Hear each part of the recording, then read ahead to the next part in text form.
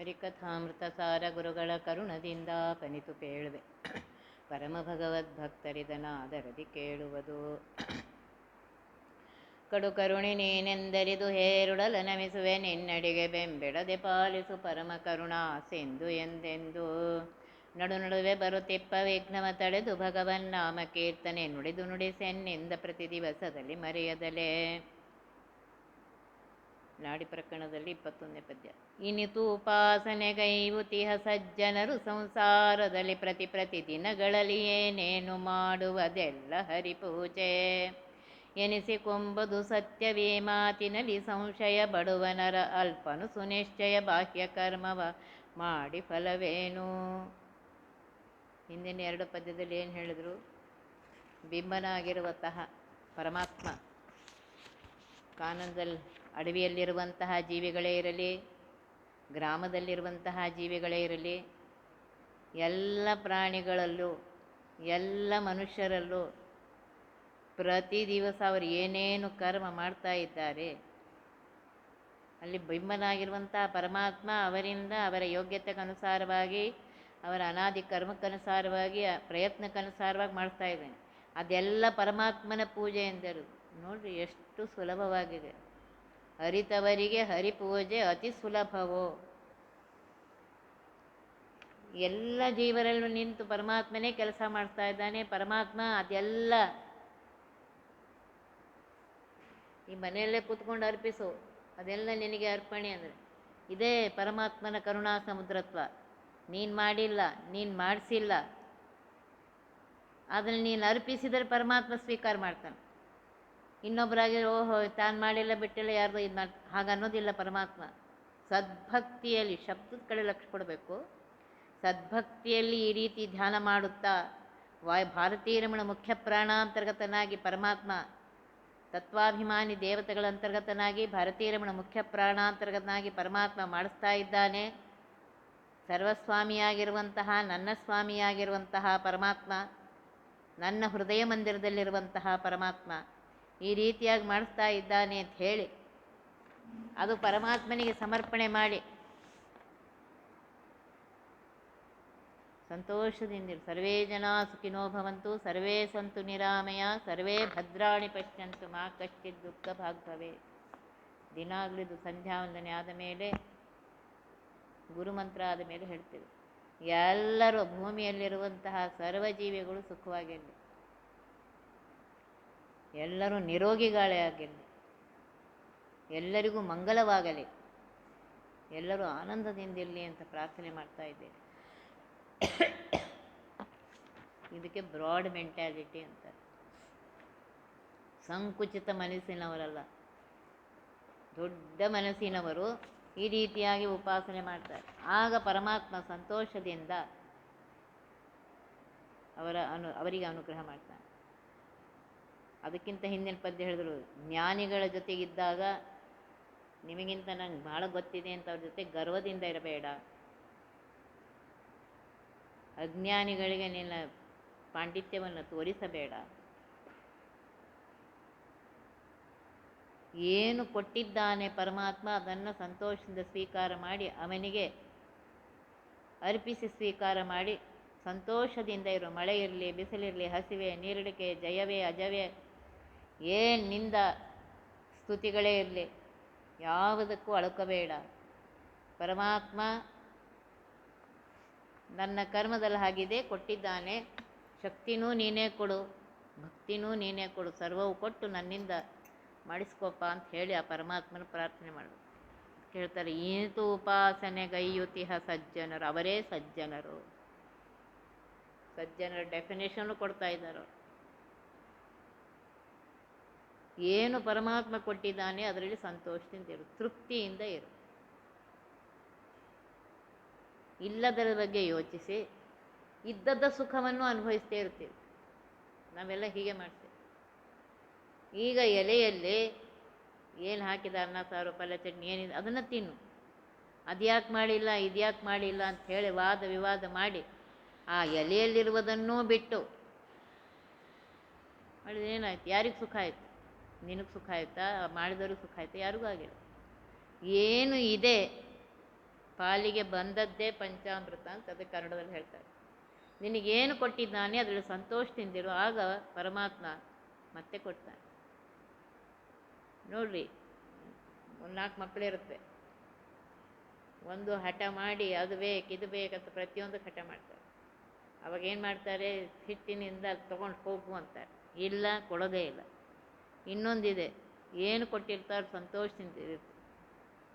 ಆಗ ತಂದೆ ತಾಯಿಗಳಂತ ಇದು ಬೇಡೋದಿಲ್ಲ, ಇದಕ್ಕೆ ನಾವು ಕೊಡಬೇಕು ಅಂತ ತಾವೇ ಕೊಡ್ತಾರೆ. ಇಲ್ಲಿ ಜಗತ್ತಿಗೆ ತಂದೆಯಾಗಿರುವಂಥ ಪರಮಾತ್ಮನು ಅದೇ ರೀತಿಯಾಗಿ ಸಜ್ಜನರು ಸಂಸಾರದಲ್ಲಿ ಪ್ರತಿದಿನಗಳಲ್ಲಿ ಏನೇನು ಮಾಡುವುದೆಲ್ಲ ಹರಿಪೂಜೆ. ನೋಡ್ರಿ, ಅವ್ರು ಏನು ಮಾಡ್ತಾ ಇದ್ದಾರೆ, ಪರಮಾತ್ಮ ಇದು ನಿನ್ನಿಂದ, ಇದು ನಿನಗೆ ಎನಿಸಿಕೊಂಬುದು. ಆಗ ಪರಮಾತ್ಮನ ಸ್ಮರಣೆ ಇದ್ದರೆ ಪ್ರತಿ ಕ್ಷಣಕ್ಕೆ ಪರಮಾತ್ಮನ ಸ್ಮರಣೆ ಇರಬೇಕು. ನೋಡ್ತಾ ಇದ್ದೀನಿ ಪರಮಾತ್ಮ ನಿನ್ನ ಅನುಗ್ರಹದಿಂದ, ತಿಂತಾ ಇದ್ದೀನಿ ಪರಮಾತ್ಮ ನಿನ್ನ ಅನುಗ್ರಹದಿಂದ, ಜೀರ್ಣ ಆಗ್ತಾ ಇದೆ ಪರಮಾತ್ಮ ನಿನ್ನ ಅನುಗ್ರಹದಿಂದ, ನಡೀತಾ ಇದ್ದೇನೆ ಪರಮಾತ್ಮ ನಿನ್ನ ಅನುಗ್ರಹದಿಂದ, ಮಾತಾಡ್ತಾ ಇದ್ದೇನೆ ಪರಮಾತ್ಮ ನಿನ್ನ ಅನುಗ್ರಹದಿಂದ. ಇಲ್ಲಿ ಅರ್ಧ ತಾಸು ಕೂತು ಹೇಳ್ತಾ ಇದ್ದೇನೆ ಪರಮಾತ್ಮ ನಿನ್ನ ಅನುಗ್ರಹದಿಂದ, ಕೇಳ್ತಾ ಇದ್ದಾರೆ ಪರಮಾತ್ಮ ನಿನ್ನ ಅನುಗ್ರಹದಿಂದ, ಎಲ್ಲ ಅವನ ಅನುಗ್ರಹದಿಂದ. ಅವನ ಅನುಗ್ರಹ ಇದ್ದರೆ ಏನೂ ಆಗೋದಿಲ್ಲ. ಏನೇನು ಮಾಡುವುದೆಲ್ಲ ಪರಮಾತ್ಮ ನಿನ್ನ ಪೂಜೆ ಎನಿಸಿಕೊಂಬುದು, ಹಾಗಂತ ಅನ್ಸ್ಕೊಳುತ್ತೆ. ಸತ್ಯವೀ ಮಾತಿನಲ್ಲಿ ಸಂಶಯ ಬಡುವನರವಿ. ಏನೋ ಸುಮ್ಮನೆ ಹೇಳ್ತಾ ಇದ್ದಾರೆ, ದೊಡ್ಡಸ್ತಿಕೆ ಮಾತು ಅಂತ ತಿಳ್ಕೊಬೇಡಿ, ದಾಸರೇ ಹೇಳ್ತಾ ಇದ್ದಾರೆ. ಇದರಲ್ಲಿ ಸಂಶಯ ಪಟ್ಟರೆ ಆ ಮನುಷ್ಯ ನೀ ಎಷ್ಟೇ ಒಳ್ಳೆ ಕೆಲಸ ಮಾಡಿದರೂ ಏನು ಪ್ರಯೋಜನ ಇಲ್ಲ ಅಂತ ಇದ್ದಾರೆ. ಸತ್ಯವೀ ಮಾತಿನಲ್ಲಿ ಸಂಶಯ ಬಡುವನರ, ಏನು ಬರೀ ಹೇಳ್ತೀರಿ, ಅಲ್ಪನು ಅಲ್ಪ ಅಂತ ಇದ್ದಾರೆ. ಸಾಮಾನ್ಯನಾಗ್ತಾನೆ, ಸುನಿಶ್ಚಯ, ಇದರಲ್ಲಿ ಯಾವುದು ತಪ್ಪಿಲ್ಲ, ಸಂಶಯವಿಲ್ಲ, ಬಾಹ್ಯ ಕರ್ಮವ ಮಾಡಿ ಫಲವೇ. ಪರಮಾತ್ಮನ ವಿಸ್ಮರಣೆಯಿಂದ, ಢಂಬಾಚಾರದಿಂದ, ಕೀರ್ತಿಗೋಸ್ಕರವಾಗಿ ಯಜ್ಞ ಯಾಗ ನೀ ಏನು ಮಾಡಿದ್ರೂ ಪ್ರಯೋಜನ ಇಲ್ಲ ಅಂತ ಇದ್ದಾರೆ. ಪರಮಾತ್ಮ ನಿಂತು ಮಾಡಿಸ್ತಾ ಇದ್ದಾನೆ, ಪರಮಾತ್ಮ ಇದು ನಿನಗೆ ಅರ್ಪಣೆ. ಪ್ರತಿ ಕ್ಷಣಕ್ಕೆ ಈ ಭಾವನೆ ಬರಬೇಕು, ಅವನ ಸ್ಮರಣೆ ಪ್ರತಿ ಕ್ಷಣಕ್ಕೆ ಇರಬೇಕು.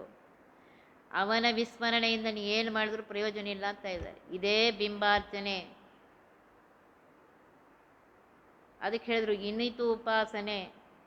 ಸರ್ವೋತ್ತಮನಾಗಿರುವಂತಹ ಪರಮಾತ್ಮ ನನ್ನ ಇಂದ್ರಿಯಗಳಲ್ಲಿದ್ದುಕೊಂಡು ಪ್ರತಿ ದಿವಸ ನಾನು ಮಾಡುವಂತಹ, ಪ್ರತಿ ಕ್ಷಣಕ್ಕೆ ನಾನು ಮಾಡುವಂತಹ ಕೆಲಸಗಳನ್ನು ಅವನೇ ಮಾಡ್ತಾ ಇದ್ದಾನೆ. ಪರಮಾತ್ಮ ಇದು ನಿನಗೆ ಅರ್ಪಣೆ.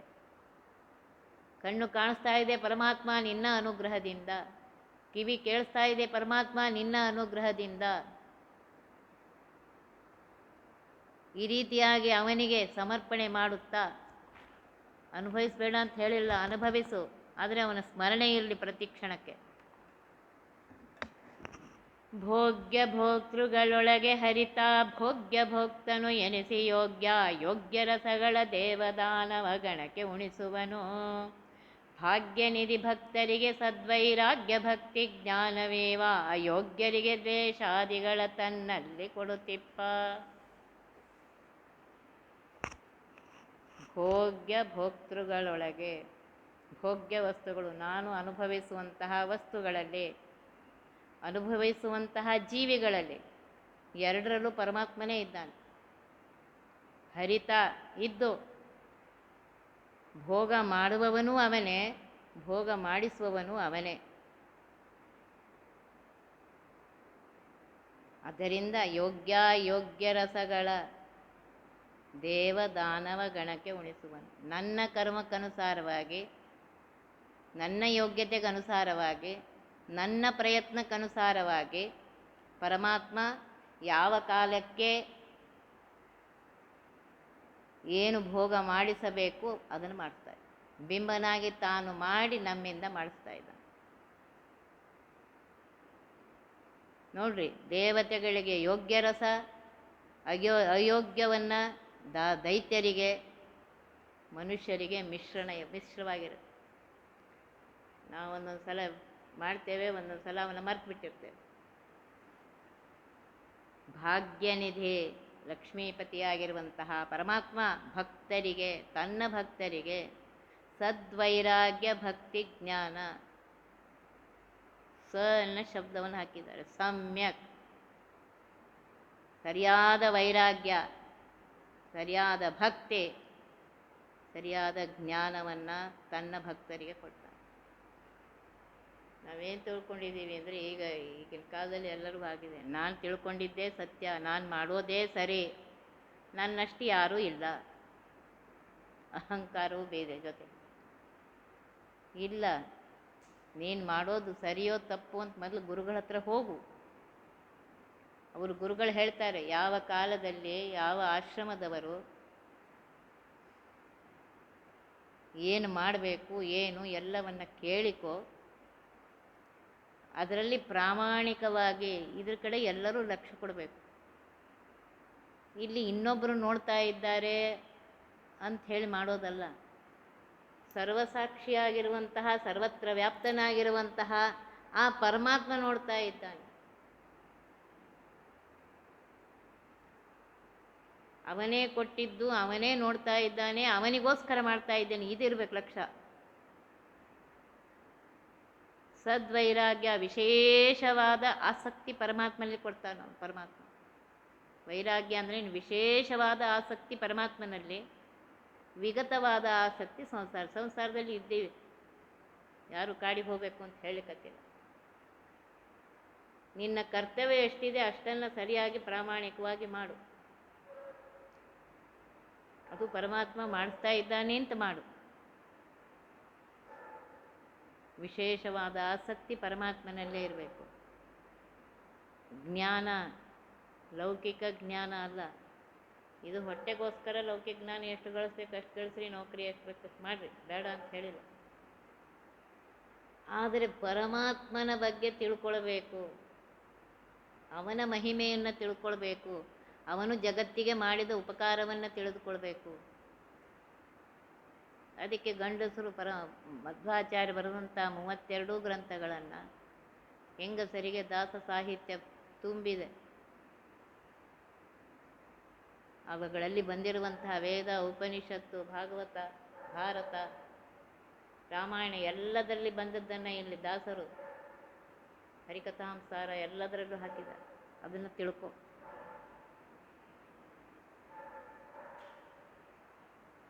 ಅಯೋಗ್ಯರಿಗೆ, ಭಕ್ತರಾಗಿದ್ದರೆ ಪರಮಾತ್ಮ ಇದಕ್ಕೆ ಅವಕಾಶ ಮಾಡಿಕೊಡ್ತಾನೆ. ಅಯೋಗ್ಯರಾಗಿದ್ದರೆ ದ್ವೇಷ. ಒಂದು ನೆನಪಿಟ್ಕೊಡ್ರಿ, ನಿಮಗಿಂತ ಉತ್ತಮರ ಬಗ್ಗೆ ದ್ವೇಷವನ್ನು ಮಾಡಲಿಕ್ಕೆ ಹೋಗಬೇಡಿ. ನಿನಗಿಂತ 2 ಗುಣದಿಂದ ಹೆಚ್ಚಿದ್ದವರು ಉತ್ತಮರು ಅನಿಸ್ಕೋತಾರೆ. ಅವರ ಬಗ್ಗೆ ದ್ವೇಷ ಎಂದು ಯಾವ ಕಾಲಕ್ಕೂ ಮಾಡಬೇಡಿ. ಹೇಗೆ ತಾಯಿಗೆ ತನಗೆ ಬೈದ್ರೆ ನಡೀತದೆ, ತನ್ನ ಮಕ್ಕಳಿಗೆ ಬೈದ್ರೆ ನಡೆಯೋದಿಲ್ಲ. ತಾನು ಬೇಕಾದ್ರೆ ಹೊಡಿತಾಳೆ, ಬಡಿತಾಳೆ, ಏನೇನೋ ಮಾಡ್ತಾಳೆ. ಆದರೆ ಬೇರೆಯವ್ರು ಮಾಡಿದ್ರೆ ಅವಳಿಗೆ ಸಹನೆ ಆಗೋದಿಲ್ಲ.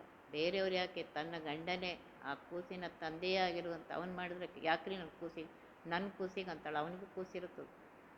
ಇದು ತಾಯಿಯ ಸ್ವಭಾವ. ಆದ್ದರಿಂದ ಪರಮಾತ್ಮನಿಗೂ, ಅವನು ಜಗತ್ತಿಗೆ ತಾಯಿಯಾಗಿದ್ದಾನೆ. ಅವನ ಭಕ್ತರಿಗೆ ಬೈದರೆ, ಅವನ ಭಕ್ತರಿಗೆ ಅಪಮಾನ ಮಾಡಿದರೆ ಅದು ಅವನಿಗೆ ಅಪಮಾನ ಮಾಡಿದಷ್ಟು ಅದಕ್ಕೆ ಫಲವನ್ನು ಅನುಭವಿಸ್ಬೇಕಾಗುತ್ತೆ.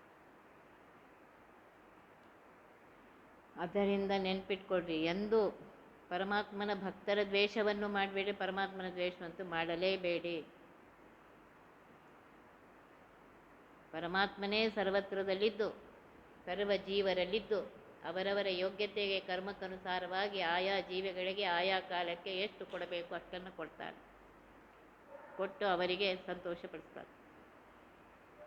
ಈ ಚತುರ್ದಶ ಭುವನದೊಳಗೆ ಚರಾಚರಾತ್ಮಕ ಜೀವರಲ್ಲಿ ವಿರೋಚನಾತ್ಮಜ ವಂಚಕನು ನೆಲೆಸಿದ್ದು ದಿನದಿನದೇ. ಯಾಚಕನು ಎಂದೆನಿಸಿ ಕೊಂಬ ಮರೀಚಿದ ಮನನು ಸುಹಂಸರೂಪ ನಿಷೇಚಕಾಭಯನಾಗಿ ಜನರಭಿಲಾಷೆ ಪೂರೈಪ.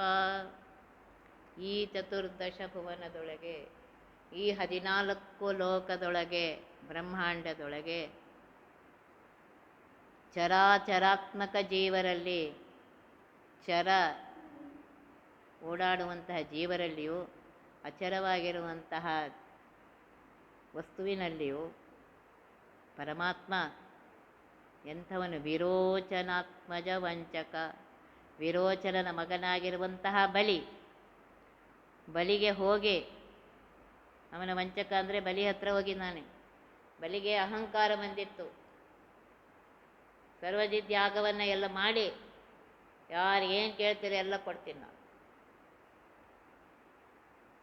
ಆಗ ಪರಮಾತ್ಮ ಅವನ ಗರ್ವವನ್ನು, ಅಹಂಕಾರವನ್ನು ಇದು ಮಾಡೋಕ್ಕೋಸ್ಕರ 5 ವರ್ಷದ ಮಗುವ ವಾಮನನಾಗಿ ಹೋಗಿದ್ದಾನೆ. ಹೋಗಿ ಅವನಿಗೆ ಬೇಡಿದ್ದಾನೆ, ನನ್ನ ಪಾದದಿಂದ 3 ಪಾದ ಭೂಮಿ ದಾನಕ್ಕೆ. ಆಗ ಬಲಿ ಅಂತಾನೆ, ಹುಚ್ಚ, ಎಲ್ಲವನ್ನ ಕೊಡ್ಲಿಕ್ಕೆ ತಯಾರಾಗಿದ್ದೀನಿ, ನಿಂಗೆ ಬೇಡಲಿಕ್ಕೂ ಬರೋದಿಲ್ಲಲ್ಲೋ. 3 ಪಾದ ಭೂಮಿ ಬೇಡ್ತಾ ಇದ್ದೆ, ರಾಜ್ಯ ಕೇಳು, ಕೋಶ ಕೇಳು, ನಿನಗೆ ಮದುವೆ ಮಾಡಿ ಬೇಕಾದ್ರೆ ಮನೆ ಕೊಡ್ತೀನಿ, ಎಲ್ಲ ಕೊಡ್ತೀನಿ ಅಂತ. ಆಗ ವಾಮನ ಹೇಳ್ತಾನೆ, ನನಗೆ ಎಷ್ಟು ಬೇಕು ಅಷ್ಟೇ ಕೊಡು. ಅಷ್ಟು ದೊರಕಿದರೂ ಮತ್ತಷ್ಟು ಬೇಕೆಂಬಾಸೆ, ಕಷ್ಟ ಬೇಡೆಂಬಾಸೆ, ಕಡು ಸುಖವ ಕಾಂಬಾಸೆ, ನಷ್ಟ ಜೀವನದಾಸೆ ಪುರಂದರ ವಿಠಲ. ಈಗ ಒಂದು ಸ್ವಲ್ಪ ಸಿಕ್ಕರೆ ಇನ್ನೂ ಸ್ವಲ್ಪ ಬೇಕು ಅನ್ಸುತ್ತೆ, ಅಷ್ಟು ಸಿಕ್ಕರೆ ಇನ್ನೂ ಸ್ವಲ್ಪ ಬೇಕು ಅನ್ಸುತ್ತೆ. ಇದು ಮನುಷ್ಯನ ಸ್ವಭಾವ. ಏನು ಕೊಟ್ಟಿದ್ದಾನೆ ಅದ್ರಲ್ಲಿ ತೃಪ್ತಿಯಿಂದಿರು. ಅದಕ್ಕೋಸ್ಕರ ಬಲಿಗೆ ಹೇಳ್ತಾನೆ ವಾಮನ, ಇಲ್ಲಪ್ಪ, ನನಗೆ 3 ಪಾದ ಭೂಮಿ ಕೊಡ್ತೀಯೋ ಇಲ್ಲೋ, ಇಲ್ಲದೆ ನಾನು ಹೋಗ್ತೀನಿ, ಹೋಗು. ಆಗ ಬಲಿ ಕೊಡ್ತೀನಿ ಅಂತ ಸಂಕಲ್ಪ ಮಾಡುವಾಗ ಗುರುಗಳಾಗಿರುವಂಥ ಶುಕ್ರಾಚಾರ್ಯ ಹೇಳ್ತಾರೆ, ಇವನು ಯಾರಂತ ತಿಳ್ಕೊಂಡಿದೆಯೋ ಬಲಿ, ಇವನು ಸಾಕ್ಷಾತ್ ಪರಮಾತ್ಮ. ಪುರುಷ ಸೂಕ್ತದಿಂದ ಸ್ತುತ್ಯನಾಗಿರುವಂತಹ ಪರಮಾತ್ಮ. 3 ಪಾದ ಭೂಮಿ ಕೇಳ್ತಾನೆ. 1 ಪಾದದಿಂದ ಕೆಳಗಿನ ಇದನ್ನು, ಭೂಮಿಯನ್ನು, ಕೆಳಗಿನ ಪ್ರದೇಶವನ್ನು, ಮೇಲಿನ ಪಾದದಿಂದ ಮೇಲಿನ ಲೋಕಗಳನ್ನ ಆವರಿಸ್ಕೊಂಡಾಗ 3ನೇ ಪಾದ ಎಲ್ಲಿ ಕೊಡ್ತಿದೆ? 1 ಸಲ ಸಂಕಲ್ಪ ಮಾಡಿದ ಮೇಲೆ ಕೊಡಲಿಕ್ಕೇ ಬೇಕು, ಇಲ್ಲದೇ ಮಹಾ ಅನರ್ಥ. ಆಗ ಬಲಿ ಅಂತಾನೆ, ಶುಕ್ರಾಚಾರ್ಯರೇ, ನಾವು ದಾನ ಮಾಡುವಾಗ ವ್ಯಕ್ತಿ ಅಂತರ್ಗತ, ಭಾರತೀಯರ ಮುಖ್ಯ ಪ್ರಾಣ ಅಂತರ್ಗತ ಪರಮಾತ್ಮ ನಿನಗೆ ಇದು ಅರ್ಪತ ಅಂತ ಹೇಳ್ತೀವಿ. ಇದು ಸಾಕ್ಷಾತ್ ಪರಮಾತ್ಮನೇ ಬಂದಾನಂತೀರಿ, ಮತ್ತಿನ್ನೇನು? ನಾನು ಕೊಡ್ಲಿಕ್ಕೆ ತಯಾರಿದ್ದೀನಿ ಅಂತ ಹೇಳ್ತಾನೆ. ಆಗ ಪರಮಾತ್ಮ 3 ಪಾದ ಭೂಮಿಯ ಹೇಳ್ದಂಗೆ, ಮೊದಲೇ ಶುಕ್ರಾಚಾರ್ಯ ಹೇಳ್ದಂಗೆ, 1 ಪಾದದಿಂದ ಬಲಿ ಇದು ವಾಮನನಾಗಿರುವಂತಹ ಪರಮಾತ್ಮ ತ್ರಿವಿಕ್ರಮನಾಗಿ 1 ಪಾದದಿಂದ ಕೆಳಗಿನ ಲೋಕಗಳನ್ನು, ಇನ್ನೊಂದು ಪಾದದಿಂದ ಮೇಲಿನ ಲೋಕಗಳನ್ನು ಆರಿಸಿಕೊಂಡು ಬಲಿ 3ನೇ ಪಾದ ಎಲ್ಲಿ ಅಂತ ಇದ್ದಾನೆ. ಆಗ ಭಕ್ತನಾಗಿರುವಂತಹ ಬಲಿ ಹೇಳ್ತಾ ಇದ್ದಾನೆ, ಪರಮಾತ್ಮ ಇಲ್ಲ ಅಂತ ಅನಿಸ್ಬೇಡ, ನನ್ನ ತಲೆಯ ಮೇಲೆ ಕಾಲಿಡು, ಅದಕ್ಕೆ ಅದೊಂದು ಉಳಿದಿದ್ದು ಅದೊಂದೇ ಇಟ್ಟು ಕೊಟ್ಟಿದ್ದಾನೆ ಅಂತ ಅನಿಸ್ಬಿಡು ಅಂದಾಗ ಬಲಿಯನ್ನು ಸುತಳಕ್ಕೆ ಕರೆದು ಹೋಗಿ ಪರಮಾತ್ಮ ಇವತ್ತಿಗೂ ಅವನಿಗೆ ದರ್ಶನ ಕೊಡುತ್ತಾ ಅವನಿಗೆ ಅನುಗ್ರಹ ಮಾಡ್ತಾ ಇದ್ದಾನೆ. ಈ ಬಲಿಯೇ ಮುಂದಿನ ಕಲ್ಪಕ್ಕೆ ಇಂದ್ರನಾಗುವನಿದ್ದಾನೆ. ಅದಕ್ಕೆ ಹೇಳ್ತಾ, ವಿರೋಚನಾತ್ಮಜ ವಂಚಕನು ನೆಲೆಸಿದ್ದು ದಿನದೇ, ಎಲ್ಲರೊಳಗೂ ಅವನೇ ಇದ್ದಾನೆ. ಕೊಡುವವರಲ್ಲಿ, ಬೇಡುವವರಲ್ಲಿ, ಮಾಡುವವರ ಎಲ್ಲರಲ್ಲೂ ಅವನೇ ಇದ್ದಾನೆ. ಯಾಚಕನು ಎಂದೆನಿಸಿಕೊಂಬ, ತಾನೇ ಬೇಡ್ತಾನೆ. ಮರೀಚಿದಮನನು ಹೇಳ್ತಾ ಇದ್ದಾರೆ, ಮರೀಚಿದಮನ ಅಂತಂದರೆ ಸಂಸಾರ ದುಃಖವನ್ನು ದೂರ ಮಾಡುವವನು.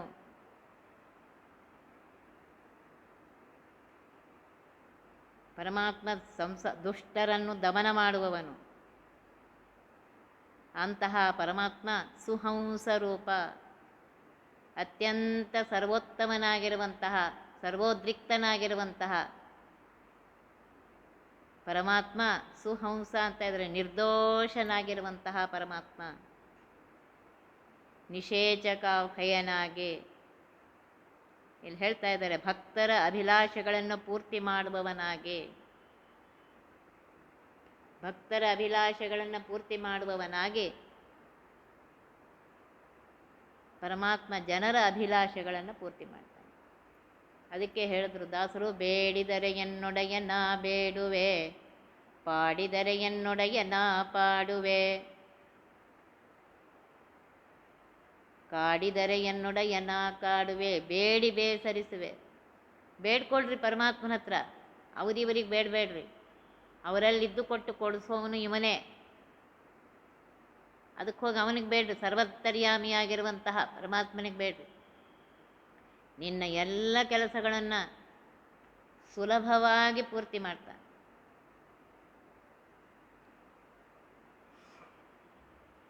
ನಿಮ್ಮ ಎಲ್ಲ ಅಭಿಷ್ಟಗಳನ್ನು ಪೂರ್ತಿ ಮಾಡ್ತಾನೆ. ಅವನೊಬ್ಬನೇ ಪೂರ್ತಿ ಮಾಡುವನು. ಸರ್ವತಂತ್ರ ಸ್ವತಂತ್ರನಾಗಿರುವಂಥ ಪರಮಾತ್ಮನೇ ನಮ್ಮ ಅಭಿಷ್ಟಗಳನ್ನು ಪೂರ್ತಿ ಮಾಡ್ತಾನೆ. ಆದ್ದರಿಂದ ಅವನಿಗೆ ಹೋಗಿ ಬೇಡು, ಅವನು ನಿನಗೆ ಅನುಗ್ರಹ ಮಾಡ್ತಾನೆ, ನಿನ್ನ ಅಭಿಷ್ಟಗಳನ್ನು ಪೂರ್ತಿ ಮಾಡ್ತಾನೆ. ನಿಷೇಚಕಯ ಅಂತ ಇದ್ದಾರೆ. ಭಕ್ತರ ಅಭಿಲಾಷೆಗಳನ್ನ ಪೂರ್ತಿ ಮಾಡೋನು ಇವನೊಬ್ಬನೇ. ಆದ್ದರಿಂದ ಅವನಿಗೆ ಬೇಡು ಅಂತ ಹೇಳ್ತಾ ಇದ್ದಾರೆ. ಕಾಡವನಿಗೆ ಪರವಾಗಿಲ್ಲ, ಯಾಕೋ ದೇವ್ರಿಗೆ ಇಷ್ಟು ದಿವಸ ಆಯಿತು ಕೊಟ್ಟಿಲ್ಲ, ಅಷ್ಟು ದಿವಸ ಆಯ್ತು, ಪರವಾಗಿಲ್ಲ, ಕೇಳ್ರಿ ಅವನಿಗೆ. ಅವನಿಗೆ ಕೇಳಿದ್ರೊಳಗೆ ಏನಿಲ್ಲ, ಕೊಡ್ತಾನವನು. ಸಮಯ ಇತ್ಯಾದಿಗಳನ್ನು ನೋಡಿಕೊಂಡು ಕೊಡ್ತಾನವನು.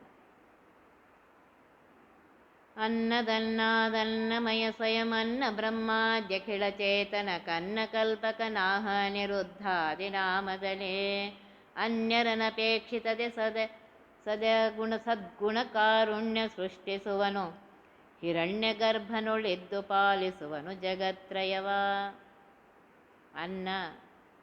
ಅನ್ನಸ್ವರೂಪನಾಗಿದ್ದಾನೆ ಪರಮಾತ್ಮ. ಅನ್ನ ಕೊಡುವವನು ಅವನೇ. ಅನ್ನವನ್ನು ಉಣಿಸುವವನು ಅವನೇ. ಬಿಂಬನಾಗಿ ತಾನು ಸ್ವೀಕಾರ ಮಾಡಿ ನಮಗೆ ಉಣಿಸುವವನು ಅವನೇ. ಸ್ವಯಂ ಅನ್ನ ರೂಪದಿಂದಲೂ ಅಲ್ಲೇ ಇದ್ದಾನವನು.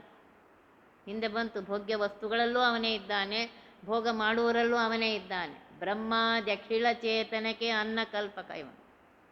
ನೋಡ್ರಿ, ಬ್ರಹ್ಮಾದಿ ದೇವತೆಗಳು ಎಲ್ಲ ಜೀವರಿಗೂ, ಬ್ರಹ್ಮದೇವರಿಂದ ಹಿಡಿದು ತೃಣಜೀವಿಯವರೆಗೆ ಎಲ್ಲರಿಗೂ ಅನ್ನವನ್ನು ಕೊಡುವವನು ಇವನೇ. ಯಾರಿಗೆ ಯಾವ ಕಾಲಕ್ಕೆ ಎಷ್ಟು ಉಣಿಸಬೇಕು ಅದು ಲೆಕ್ಕ ಅವನಿಗಿದೆ. ಸತ್ಯ ಸಂಕಲ್ಪನಾಗಿರುವಂತಹ ಪರಮಾತ್ಮ ಮಹಿಮೆ ನೋಡ್ರಿ ಅವನದೆಷ್ಟಿದೆ. ಅದಕ್ಕಿಂತ ಹೆಚ್ಚು ಇಲ್ಲ, ಅದಕ್ಕಿಂತ ಕಡಿಮೆಯೂ ಇಲ್ಲ. ನಾವು ಇಡೀ ಜನ್ಮವೆಲ್ಲ ಹೊಟ್ಟೆಗೋಸ್ಕರನೇ ಹೊಡೆದಾಡೋದು, ಹೊಟ್ಟೆಗೋಸ್ಕರನೇ ಹೊಡೆದಾಡ್ತಾ ಇದ್ವಿ. ಅದಕ್ಕೆ ಕಡೆ ದಾಸರು ಹೇಳಿದ್ರು, ಯಾಕಂತ ಪರಿ ಇದು ಮಾಡ್ತಿದ್ದೆ, ಎಲ್ಲರೂ ಮಾಡೋದು ಹೊಟ್ಟೆಗಾಗಿ, ಗೇಣು ಬೆಟ್ಟಗಾಗಿ ಸರಿ. ಆ ಪರಮಾತ್ಮ ಇದ್ದಾನೆ, ಕೊಡ್ತಾನವನು. ಇದು ಮಾಡಬೇಡ, ಪ್ರಯತ್ನ ಎಷ್ಟು ಮಾಡಬೇಕು ಅಷ್ಟು ಮಾಡು, ನಿನಗೆ ಕೊಟ್ಟೇ ಕೊಡ್ತಾನೆ ಪರಮಾತ್ಮ. ಹಾಗಂತ ಪ್ರಯತ್ನ ಮಾಡದೆ ಕೊಡಬೇಡ, ಪ್ರಯತ್ನ ಮಾಡಲಿಕ್ಕೇ ಬೇಕು. ಅನಿರುದ್ಧಾದಿ ನಾಮದಿಂದ ಪರಮಾತ್ಮ ಅನ್ನದಲ್ಲಿ ಅನಿರುದ್ಧ ರೂಪದಿಂದ ಇದ್ದಾನೆ. ಅನಿರುದ್ಧ, ಪ್ರದ್ಯುಮ್ನ, ಸಂಕರ್ಷಣ, ವಾಸುದೇವ, ನಾರಾಯಣ ಇತ್ಯಾದಿ ರೂಪಗಳಿಂದ ಆ ಅನ್ನದಲ್ಲಿದ್ದುಕೊಂಡು, ಅನ್ನ ಉಣ್ಣುವವರಲ್ಲೂ ಇದ್ದುಕೊಂಡು ಅನ್ನಮಯನಾಗಿರುವಂತಹ ಪರಮಾತ್ಮ ಅನ್ಯರನ್ನು ಅಪೇಕ್ಷಿಸದೆ, ಇದನ್ನು ಲಕ್ಷಿಕೊಳ್ಳಿ, ಯಾರಿಂದನೂ ಏನು ಅಪೇಕ್ಷೆ ಮಾಡಿಲ್ಲ ಪರಮಾತ್ಮ. ಸರ್ವತಂತ್ರ ಸ್ವತಂತ್ರನಾಗಿರುವಂತಹ, ಸರ್ವೋತ್ಕೃಷ್ಟನಾಗಿರುವಂತಹ ಪರಮಾತ್ಮ ಯಾರಿಂದ ಏನನ್ನೂ ಬಯಸದೆ, ಗುಣಕಾರುಣ್ಯ ಸಾಗರ, ಅನಂತ ಗುಣ ಪರಿಪೂರ್ಣನಾಗಿರುವಂತಹ ಪರಮಾತ್ಮ ಕರುಣಾ ಸಮುದ್ರ. ನೋಡ್ರಿ, ಸೃಷ್ಟಿಸುವನು ಹಿರಣ್ಯ ಗರ್ಭನೊಳಿದ್ದು. ಹಿರಣ್ಯ ಗರ್ಭ ಬ್ರಹ್ಮದೇವರಲ್ಲಿದ್ದು ತಾನೇ ಸೃಷ್ಟಿಯನ್ನು ಮಾಡ್ತಾ ಇದ್ದಾನೆ. ಜಗತ್ತನ್ನು ತಾನೇ ವಿಷ್ಣು ರೂಪದಿಂದ ಪಾಲನೆ ಮಾಡ್ತಾ ಇದ್ದಾನೆ. ಜಗತ್ರಯವ ಅಂತ ಹೇಳ್ತಿದ್ದಾರೆ. ಭೂಮಿ, ಭೂಮಿ ಮೇಲಿನ ಲೋಕಗಳು, ಕೆಳಗಿನ ಲೋಕಗಳು ಇವೆ ಎಲ್ಲರಲ್ಲಿಯೂ ಇದು ತಾನೇ ಪಾಲನೆ ಮಾಡ್ತಾ ಇದ್ದ. ಇದನ್ನು ನೆನಪಿಟ್ಟುಕೋ. ಪರಮಾತ್ಮನಿಗೆ ಅನ್ನ ಅಂತ ಹೆಸರು. ಯಾಕೆ ಅಂದರೆ ಎಲ್ಲರೂ ಪರಮಾತ್ಮನನ್ನು ಉಪಜೀವಿಸುವುದರಿಂದ ಅನ್ನ ಅಂತ ಪರಮಾತ್ಮನಿಗೆ ಹೆಸರಂತೆ.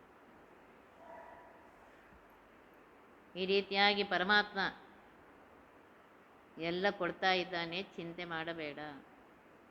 ಚಿಂತ್ಯಾಕ ಮಾಡ್ತಿದ್ದಿ, ಚಿನ್ಮಯನಿದ್ದಾನೆ ಪ್ರಾಣಿ ಅಂದರು. ನೀನು ತಿಳ್ಕೊಂಡವನಿದ್ದೆ, ಮನುಷ್ಯನಾಗಿದ್ದೆ, ಚಿಂತೆ ಮಾಡಬೇಡ. ಆ ಪರಮಾತ್ಮ ಹುಟ್ಟಿಸಿದ ದೇವರು ಹುಲ್ಲು ಮೇಯಿಸುವುದಿಲ್ಲ, ಕೊಟ್ಟೇ ಕೊಡ್ತಾನನ್ನ.